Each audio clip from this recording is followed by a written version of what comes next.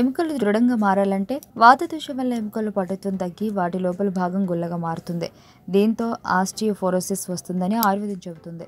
ఈ వ్యాధి బారిన పడ్డవారికి నడుము, వెన్నుముక, మణికట్టు వద్ద ఉండే ఎముకలు త్వరగా విరిగిపోతాయి.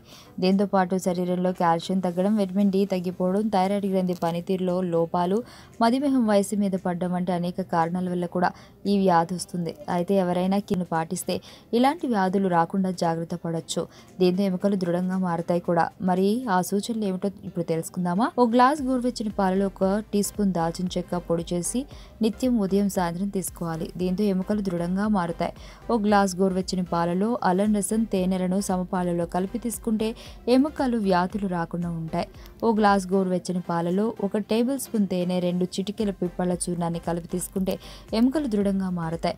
ఓ గ్లాస్ గోరువెచ్చని పాలలో మధ్య చెక్క చూర్ణాన్ని 1 టీ స్పూన్ మోతాదులో కలిపి తాగితే ఎముకలు బలంగా ఉంటాయి. నువ్వుల పొడిని 1 టీ స్పూన్ మోతాదులో తీసుకుని దాన్ని ఓ గ్లాస్ గోరువెచ్చని పాలలో కలిపితే తాగితే ఎముకల సమస్యలు ఉండవు.